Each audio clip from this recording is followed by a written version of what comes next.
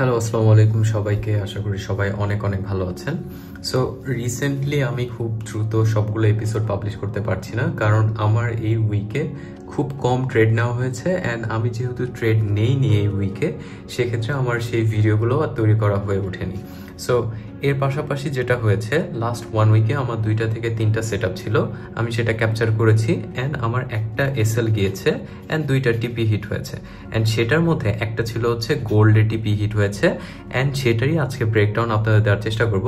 And এই চার্টটা খুবই interesting ছিল গোল্ডে। অ্যান্ড গোল্ডে রিসেন্টলি অনেক ট্রেন্ডে চলছে গোল্ড, মানে সবাই মুখে মুখে এখন গোল্ডে ইনভেস্টমেন্ট।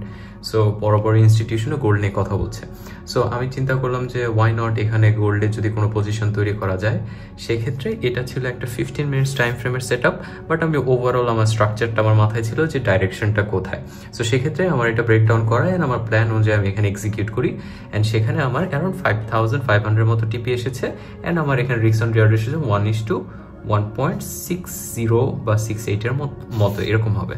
সো এখানে যেটা হয়েছে, আমি প্রথমে যেটা প্ল্যান করেছি যে ওকে, মার্কেটকে আমাকে আমার সেট আপ আসতে দিতে হবে। That's what I do always, ঠিক আছে? এটা আমি সবসময় করার চেষ্টা করি। আমি কখন রাশ করি না।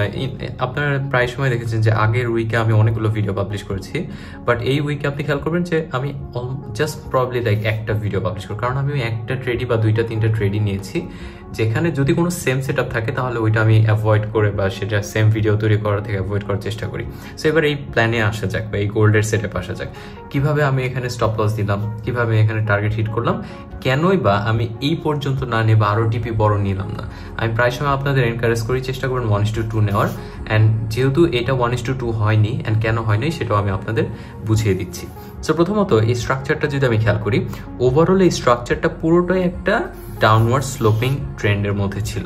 তার মানে যারা নতুন তারা বুঝবেন, প্রাইস যখন এভাবে উপর দিকে যাচ্ছে কন্টিনিউয়াসলি, একটা হাই আবার একটা লো, আবার একটা হাই আর একটা লো, এবার জাস্ট হায়ার লো তৈরি করে উপরে যাচ্ছে, তখন আপনি বুঝে নেবেন এটা একটা আপ ট্রেন্ড। আবার সেম যখন প্রাইস এভাবে নিচের দিকে আসছে, তখন আপনি বুঝবেন যে এটা একটা ডাউন ট্রেন্ড, ঠিক আছে? সো বেসিক ব্যাপার হচ্ছে এইটা। অ্যান্ড স্ট্রাকচারের ব্যাপার আসি, দেন আমি যদি এখানে একটু খেয়াল করি যে এই স্ট্রাকচারটা কি হচ্ছে, আমি যেটা এখানে খেয়াল করছিলাম সেটা হচ্ছে একটু এখানে ওয়েভ অ্যানালাইসিস করার চেষ্টা করছিলাম। যারা ইম্পালসের ভিডিওটা দেখেন না তারা ওটা দেখে আসলে তারা অলরেডি আমি জানি এগুলো পারেন, বাট আমি তারপরেও বলে দিই। এখানে হচ্ছে ইম্পালস কাউন্ট করার চেষ্টা করেছিলাম, যেটা 1 থেকে 5 ওয়েভের মধ্যে হয়। অ্যান্ড যদি আপনি 1 থেকে 5 ওয়েভ এলিমিনেট করতে পারেন, তাহলে আপনি বুঝে ফেলবেন যে এটা একটা কারেক্টিভ স্ট্রাকচার হতে যাচ্ছে। অ্যান্ড কারেক্টিভ স্ট্রাকচার হলে এটার হাইটাকে টেক করা হচ্ছে আমাদের টিপি হবে। এটা ছিল আমার প্ল্যান, ঠিক আছে? এবার আসা যাক, যখন প্রাইস আমার 1-2 পেলাম, 3 পেলাম, রাইট?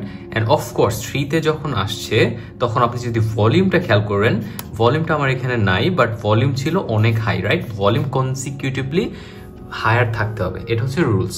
সো যখন ওয়েভ 3 আমি পেলাম অ্যান্ড সেটা ভলিউম ছিল খুবই হাই, বাট আমার যেটা দরকার ছিল, আমি যে ওয়েভ 4কে শর্ট করবো, যেহেতু এটা ডাউন ট্রেন্ড ছিল, আমি যে শর্ট করার অপরচুনিটি আমার খুঁজতে হবে। অ্যান্ড ওয়েভ 4কে যে শর্ট করবো, সেই অপরচুনিটিটা বা সেই ক্যান্ডেলসটা আমি কোথাও পাইনি। And on top of that আমি খেয়াল করলাম যে মার্কেটটা খুবই স্ট্রেংথের সাথে রিকভারি করার চেষ্টা করছে। And on top of that আপনি যদি এই 1 থেকে এই লেভেল থেকে এই লেভেল পর্যন্ত ফিব লেভেল টানেন, আপনি ফিব লেভেল টানলে আপনি খেয়াল করবেন যে 0.618 লেভেলটা টাচ করছে। কোথায়? এক্স্যাক্টলি এই পয়েন্টে। যখন 0.68 লেভেল টাচ করে, সেটার প্রবাবিলিটি খুবই কমে যায় যে এটা একটা ইম্পালস স্ট্রাকচার হতে পারে, ঠিক আছে? সো এটা হতে পারে, নট হবে, ঠিক আছে? সো যেহেতু আমি এখানে একটা ইনস্ট্রাকশন পেয়েছি যে এটা একটা কারেক্টিভ স্ট্রাকচার হতে পারে, যেহেতু 618 touched. And on top of that এইটা কিন্তু অলমোস্ট এটা 1-এর যে জোনটা ছিল, এই জোনকে টেক ওভার করার চেষ্টা করেছে, বাট ক্লোজ ছিল, রাইট? সো আমি বুঝে ফেলছি যে এইটা একটা কারেক্টিভ স্ট্রাকচার। এর মানে কি, এই যে টিপিটার আমার টার্গেট ছিল, এই টিপিটা আমি পাবো। কিভাবে পাবো সেটাই আমি এখানে ব্রেকডাউন করার চেষ্টা করছি। অ্যান্ড আরেকটি ইন্টারেস্টিং জিনিস আপনাকে আমি দেখাই।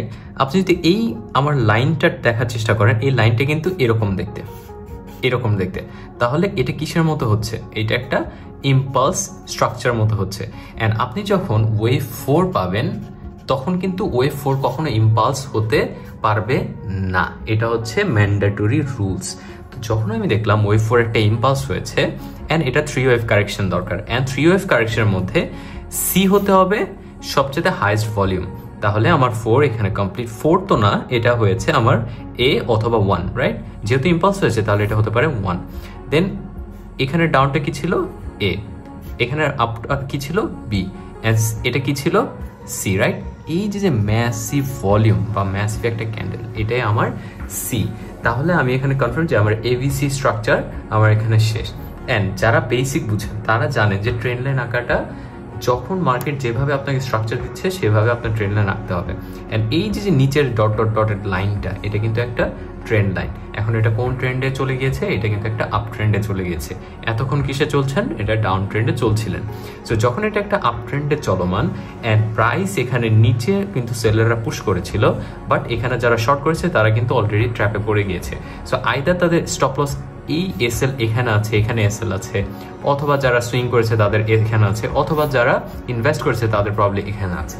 সো এই যে এসএল এর ডিফারেন্ট জোন, এই জোনটাকে ক্যাপচার করাই হচ্ছে মার্কেটের কাজ। সো আমি যেটা করেছি, আমার টার্গেট ছিল এটার টপ। সো যখন দেখলাম আমার ট্রেন্ড লাইন টাচ করে এখানে সেলাররা ট্র্যাপে পড়েছে, আমি আবার মাল্টিপল টাচের জন্য ওয়েট করি। এটার একটা টাচ, এখানে একটা টাচ, এখানে একটা টাচ, রাইট? যখন আপনি কোনো জায়গাতে থার্ড টাইম টাচ পাচ্ছেন সেটা একটা কি জোন হচ্ছে, আর যেহেতু এটা নিচে আছে তাহলে সেটা কি হবে?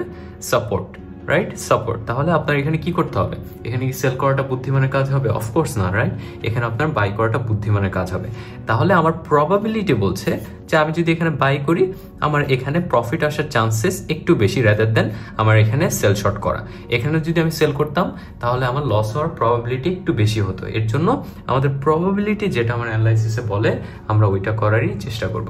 সো এক্স্যাক্টলি এখানে এই ক্যান্ডেলের পর আমরা এখানে বাই করার চেষ্টা করেছি, অ্যান্ড যখন এটার হাইটাকে টেক করেছে অ্যান্ড এক্স্যাক্টলি এই পয়েন্টে আমরা বের হয়ে গেছি। অ্যান্ড এর পরবর্তীতে কিন্তু মার্কেট নিচে পড়ার চেষ্টা করেছে, বাট ওইটা নিয়ে আমাদের মাথা ব্যথানোর কিছু নাই, যেহেতু আমাদের টার্গেট দিয়েছে অ্যান্ড মিনিমাম রিকোয়ারমেন্ট হচ্ছে এটার হাই টেক করা। দ্যাটস আমি বললাম যে কেন এইটুক নিলাম, কারণ আমি যদি আরও 1:2 নেওয়ার চেষ্টা করতাম, মার্কেট এখান থেকে সুইং করে নিচে আসলে আমার কিন্তু এখানে ট্রেলিং এসএল নিয়ে নিত, যেখানে আমার প্রফিটটা অনেক কমে যেত। সো আমি আশা করি আপনারা আমার এই এপিসোড বা এই গোল্ডের চার্ট থেকে এই রিসেন্ট সেট আপে কিছুটা হলেও আন্দাজ করতে পারছেন বা কিছুটা হলেও লার্নিংস নিতে পারছেন যে কিভাবে ক্যারেক্টার স্ট্রাকচার অথবা ইম্পালস ক্যাপচার করতে হয়, আর সেখান থেকে ছোট হলেও একটা অ্যামাউন্ট আপনারা জেনারেট করতে পারেন। So that's it guys, I hope you guys enjoyed this video so far. If you do, please consider subscribing to my channel because more amazing contents are coming up. Alright guys, take care and Allah Hafiz.